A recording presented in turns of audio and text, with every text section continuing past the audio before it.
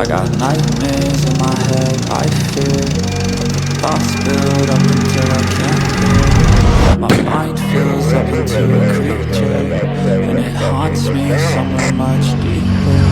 I got nightmares in my head, I fear. What role does repression have in criminal psychology? Hello and welcome to True Crime Rocket Science, the most authentic voice in true crime. And welcome to the, I think for some, long-awaited Long Island serial killer deep dive sequel. This is episode 1, and we are going to be talking about the fascinating subject of repression. And obviously with regard to Rex Heuermann and with regard to the fabric of this case, but then we'll also kind of radiate a little bit outwards. We'll look at the movie Eternal Sunshine of the Spotless Mind. Do watch it. It's a fascinating, quite funny sometimes, but also quite troubling aspect of the human condition. And so we'll also be looking at how it affects us, which I think is quite not only original but interesting. And we'll obviously dip into Ernest Becker and into what he says about it, which is also pretty incisive. Before we get to the rest of this analysis, if you haven't already subscribed, please do. There are going to be a bunch of episodes on this, probably one a week. It takes quite a long time to research at this level. If you're enjoying this analysis, please like, share, leave a comment. You can also hit the thanks button, and let's get started. So, what role does repression have in criminal psychology? You know what repression is? Wait, let me put it another way. Before we even define it, does repression play a small or a large role in criminal psychology? What do you think? Criminal psychology.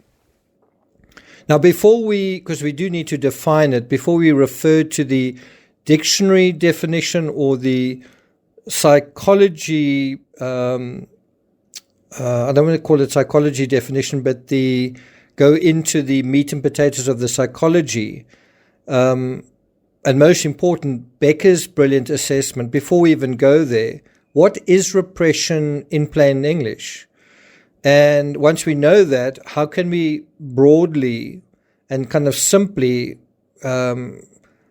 relate that to the Massapequa monster? I mean, does it relate? Do you think it relates? Repression or being repressed is about not being allowed to be who you are. It's actually two-faceted. On the one hand, it's about not being allowed to be who you are, and on the other hand, it's about being allowed to be who you are. Some aspects of repression, we'll get to that, is all about being allowed to be who you are so that you're not paralyzed by your past or by certain traumas, right? Some repression is healthy. Really, it is. And some repression isn't healthy. And again, the movie Eternal Sunshine of the Spotless Mind explores both aspects, where certain memories and thoughts and ruminations are good for you, and certain thoughts, memories, and ruminations aren't. Now, we often think about repression and repressed people in a sexual sense, and I think in that sense, I think we are actually thinking of something else, suppression, which is where you deliberately kind of subvert and push below the surface aspects of oneself. In other words, that's conscious. Well, suppression is conscious repression. Repression is unconscious. Does that make sense? And so I think that's a classic area when you think about repression, the sexual side, because I do think unconsciously we repress an awful lot. It's also a key area in this story about Rex Heuermann. I think he was repressed in a sexual sense as well, as a teenager, as a young adult, perhaps for his whole life. But people may also be emotionally repressed. Think about Joel in the movie Eternal Sunshine, and then Clementine, who is very kind of impulsive, but I think there's something There's an emotional repression there regardless. And then there's also repression that is from the outside in. In other words, a kind of externalized form of repression. That sort of pressure for repression to take place is actually coming from the outside. Relatively more from the outside, right? Now, it's important to remember that repression isn't voluntary. Did you know that? It's a defense mechanism, and it's kind of normal. It's not one where someone consciously goes, okay, that makes me uncomfortable. I'm not going to think about it. I don't want to think about it. I don't want to talk about it, and I'm going to try to forget about it. That's not what's going on there. Going on here. That is suppression, where you feel those things and you act on them. Unconscious repression is automatic. You've got really nothing to do with that. So just to repeat, consciously pushing away distressing thoughts is suppression. And it's actually the lighter side of the coin in a way. The darker side is unconscious, although in a normal person, it's not necessarily darker. It's just becoming a more effective, efficient, functional person. But it can become quite dark when a lot is being repressed, right? And whether we like it or not, our consciousness decides to immunize us against trauma, immunize us against emotional paralysis, immunize us against dysfunction or deep pain. Have you ever been in a very heartbreaking relationship, and then when you look again, you feel like you can't really remember it very well? That's repression. You didn't try to forget it. Maybe you wanted to forget it, but when you look again, you can't really remember it. Now, according to PsychNet, both repression and suppression are said to involve removing mental content from awareness. Just think about what that is.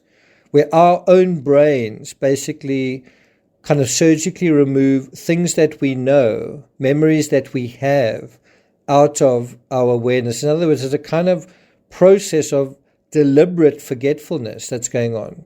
It almost feels like through the course of our lives, we accumulate information, and we are this vast archive of knowledge, right?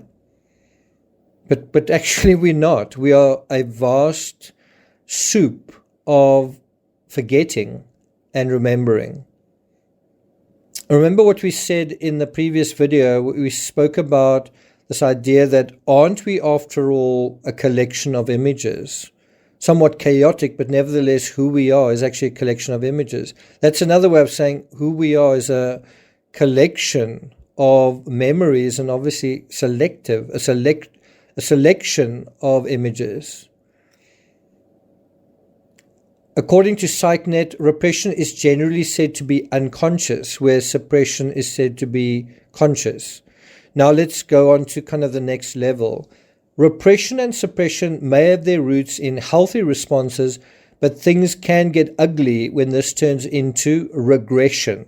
So if repression, whatever's going on subconsciously, starts to tug in a way that's not obvious, obviously invisible, but it starts to tug at us in our daily lives in ways that we don't know. We start to have nightmares. We start to find that we are, I don't want to say cowardly, but tentative and hesitant in certain things where we weren't previously.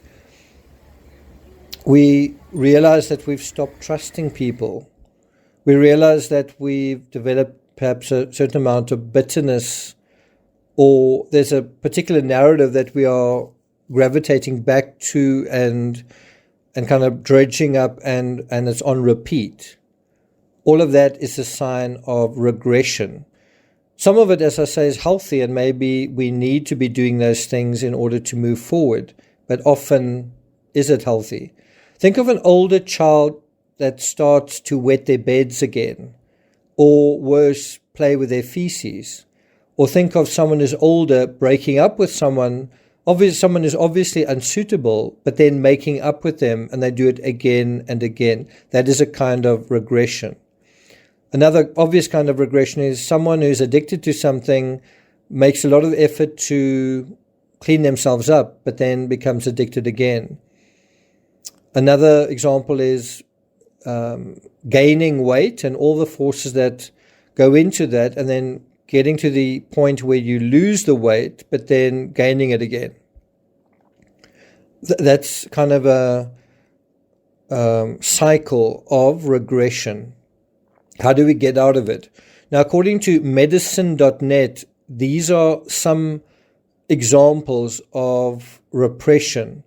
And before we go through them, consider how many might apply to the ogre in question. Okay, I see we're at the 10-minute mark.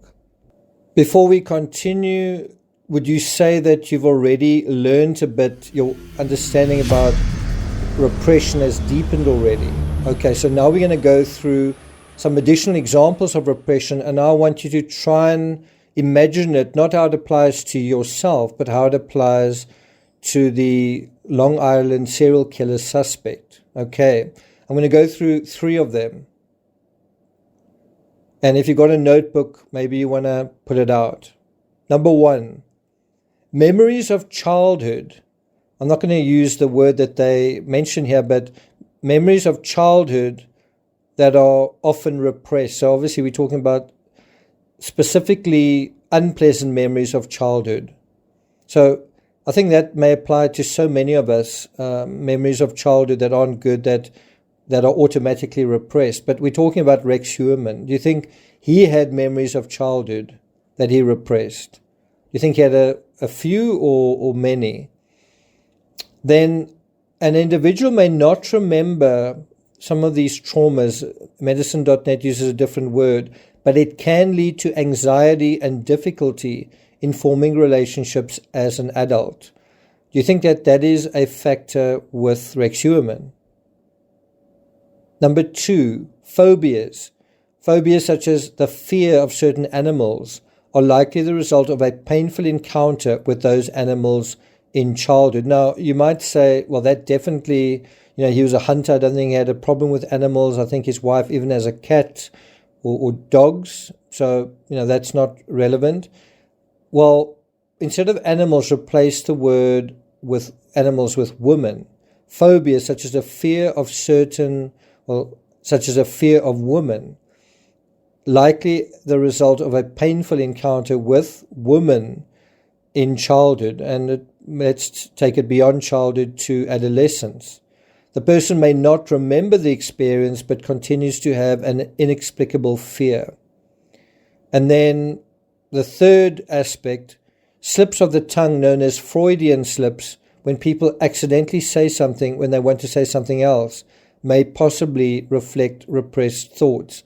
Now, that, I think, if you relate that to that Word document, this whole thing about the painter is known by the painting, is a kind of, I know it's not a Freudian slip, but it's a kind of reference to a psychological slip, I would say.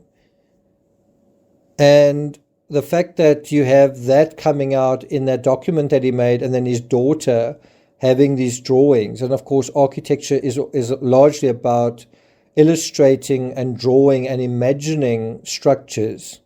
And so obviously his daughter's also got that.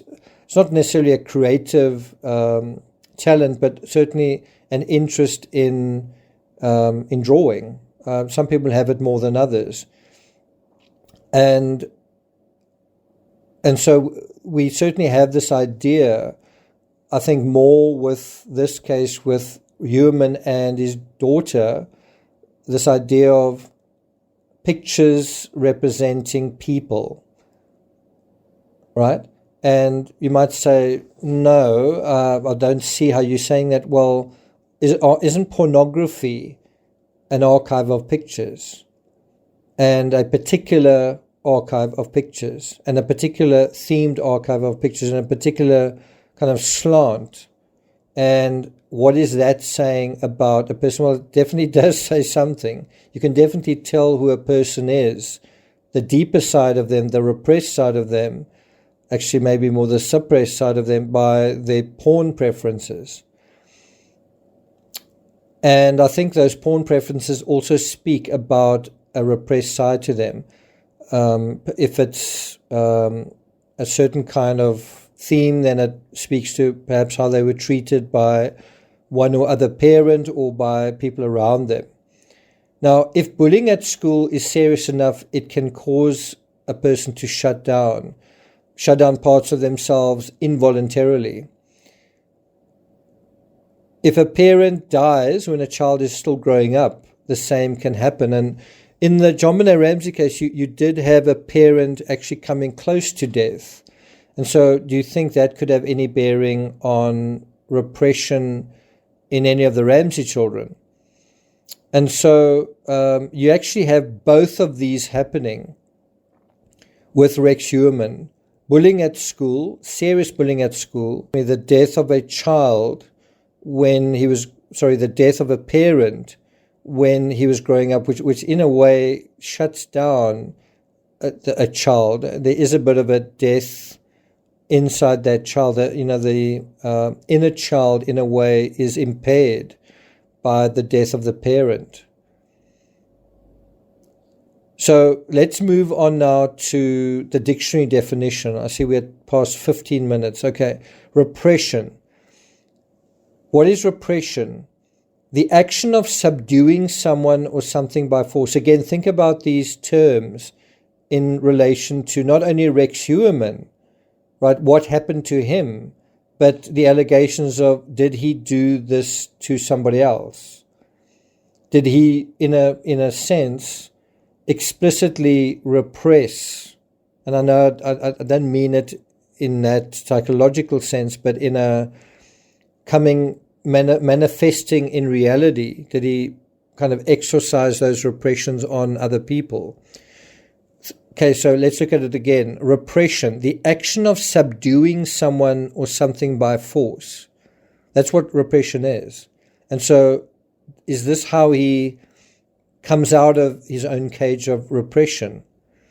Similar words: suppression, quelling, quashing, subduing, crushing, squashing. We also know Barry Morphy actually said that he felt crushed by what was happening. It's just an interesting word.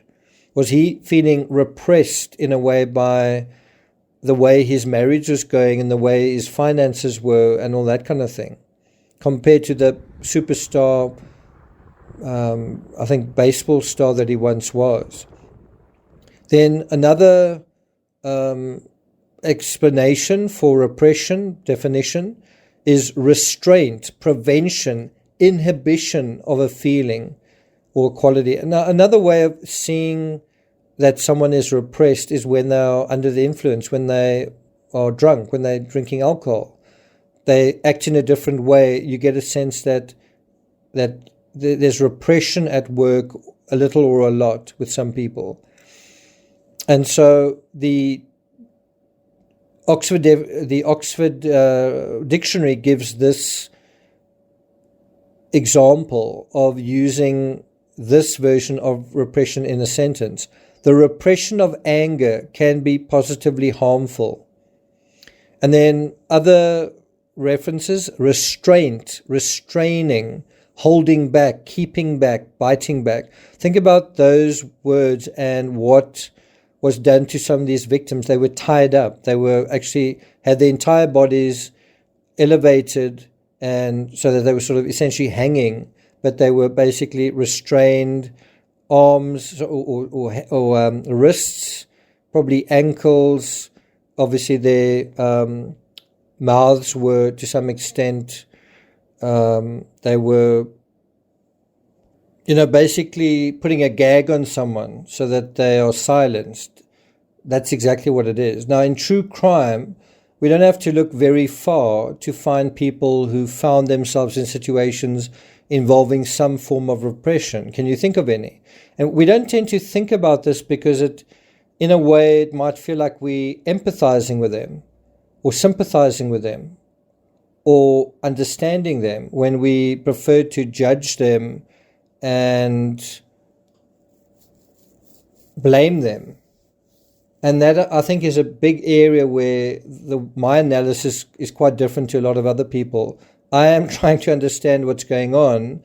And when you do, you go into the criminal mind, but you also learn in a way to understand our society, understand our fellow man, but also understand yourself if you open yourself to that. So people who found themselves in situations involving some form of repression in high-profile cases, can you think of any? Okay, so we had 20 minutes. And I go on just a little longer. Okay, think about Casey Anthony, a young mother, and just her being, I think she was 21, 22, but a young mother, that's already going to be repression, shutting down this whole dimension of her life. But beyond that, she's also battling her parents, and her parents are, it's not easy in that household. And then take those two aspects. Casey Anthony, she's a young mother, battling her parents, and then also falling in love and wanting to have a life. You can't just see it as she's a young mother. You can't just see it as battling her parents. You can't just see it as falling in love. The whole thing is within the context of, well, what is a young person, a 20-year-old, a 21-year-old, 22-year-old, what do they want? That they want to be alive. All their friends are alive. They want to be alive. And so are you being allowed to be alive? Okay, well, that's repression. That's why I say repression is about not being allowed to be who you are. But there's another aspect to repression in terms of healthy repression where let's say you break up with someone and your unconsciousness actually removes a lot of those paralyzing, depressing, anguishing, excruciating memories so that you can be allowed to be who you are and love again. Do you see that? But certainly the one where you're not allowed to be who you are is the bad one. So if you imagine someone who's being bullied and they start to become more and more introverted, they start to shut down. And all of this is a healthy defense mechanism, a protective response. But at the end of the day, if you're not being allowed to be who you are, then that is becoming unhealthy. And that's one way to examine this idea of repression in terms of yourself. I mean, it can lead to criminal behavior if you're not careful. Think about Chris Watts in his marriage to Shanann Watts. Do you remember what he said about his mistress? He said, these are his own words. He said he felt like he could be himself around Kissinger, unlike Shanann. In other words, he felt like he couldn't be himself around Shanann. And then somewhere else, he actually broadened what he said there to say that her mother would tell her how to raise Bella. These are his words. And it was a clash every day. Every time I got home, I didn't know if Shanann was pissed or if she was okay.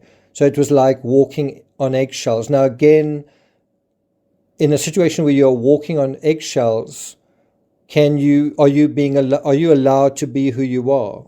I mean, I think that's the definition of not being allowed to be who you are. Think about Jodi Arias and Travis Alexander. They want to have sex with each other, and that's a big part of sexual repression. You want to have sex, but for whatever reason you may not. You're not allowed to. It's taboo, or it's not allowed by society, or there's some religious prohibition, and in this case there was. They're not allowed to have premarital sex. They're not allowed to fornicate because they're Mormons. And so there's that repression. What does that lead to? Laurie Vallow and Chad Daybell, they want to get together, but he's a married Mormon. Is there any repression in the Ramsey household? Could child beauty pageants, doing them constantly, repress an aspect of a child's development? How about focusing on one child doing beauty pageants? What kind of impact is that going to have on the other child who's never going to be Miss America? Do you see how fascinating this discussion takes us into thought areas that we've perhaps never gone into before? It's a totally different perspective. And in a way, it's kind of neutral. It's not a bias. It's just examining things for what they are, but within the psychological apparatus of the people that we're dealing with. And now we're going to move into the psychology side of things. And this is where it gets even more fascinating. According to Psychology Today, repression is a defense mechanism in which people push difficult or unacceptable thoughts out of conscious awareness. And so all of us are doing it. It's not like someone is repressed or someone is repressing. We all are. There's just a healthy level and an unhealthy level. And how do you know which is which? I see we passed the 25-minute mark, so that brings us to the end of part 1. Part 2, where we will go into Becca, much deeper into the subject matter, will be behind a paywall. And so you can either access that paywall in the members-only section of this channel. So you could join members-only to access that. Or you could join Patreon, the $5 tier. You might think that's a lot, but you will get access to audiobooks as well, about a dozen or so audiobooks on the $5 tier, as well as all the other content uploads. You can also interact with the core True Crime Rocket Science community, and of course myself on Patreon. So I'm not going to take it further than that. I will see the rest of you in part 2.